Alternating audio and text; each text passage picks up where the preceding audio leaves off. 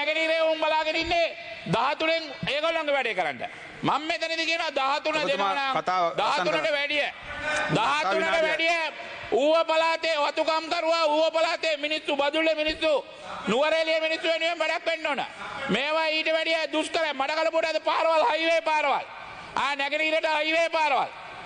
යන්න පාරවල් තියෙනවා. පැයෙන් දෙකෙන් යන්න පුළුවන්. මේ ත්‍රිකුණාමල පැත්තෙන් ගියාම.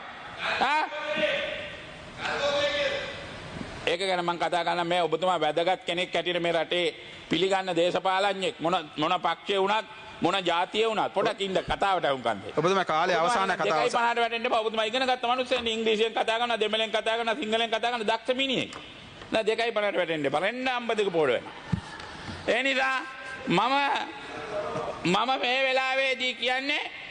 මේ වෙලාවේදී කියන්නේ ඇත්ත කතාව මේ ඉන්න සම්දානේ මේ ඔක්කොම අපි ඔක්කොම කවුද මමත් යනවත් වෙලා යන්දෙට අරයත් යනවා මෙයත් යනවා අරයත් යනවා මෙයත් යනවා හැමදාම ගිහලා අපි උන්ට මොනවාරි කියලා ඡන්ද ගන්නවා තාම මොනවද වෙලා තියෙනවද සාමාන්‍ය ඉෂ්ට වෙලා තියෙනවද ඒ ඔක්කොම කියන්නේ උතුරේ ඡන්දක දාලා උතුරට නැගෙනහිරට ඒක කීකේ ඉඳලා හරියන්නේ නැහැ ජනාධිපතිතුමාට කියන්නේ මේ ප්‍රශ්නේ බලන්න කියලා ඉස්සල්ලා කාලේ අවසාන කරලා මතුමා කතා අවසන් කරන කාලේ අවසාන. ඒ නිසා මම අවසාන කරන්න නෙමෙයි අපිට මේක අර මෙතුමා කිව්වා වගේ අවුරුදු ගණන් කතා කරන්න දිනවා මේක. අවුරුදු ගණන් අපිට කතා කරන්න පුළුවන් දවස් ගණන් මේ ප්‍රශ්න ගැන කතා කරන්න පුළුවන්. දැන් ජනාධිපතිතුමා වෙන වෙලාවක් ගම්මු කාලේ අවසාන කතා. 13 ඉඳලා අපේ පළාත ගැනත් හිතා. දැන් රනිල් වික්‍රමසිංහ නම් ආලා බලන්න. බොහොම ස්තුතියි. ප්‍රදේශ සභාව ඇදුවා, ලේකම් කාර්යාලය ඇදුවා, අධිකාරියක් ඇදුවා. ඔක්කොම ඇදුවා අපි. පාසල ඇදුවා. බච්ච අත දුන්නා.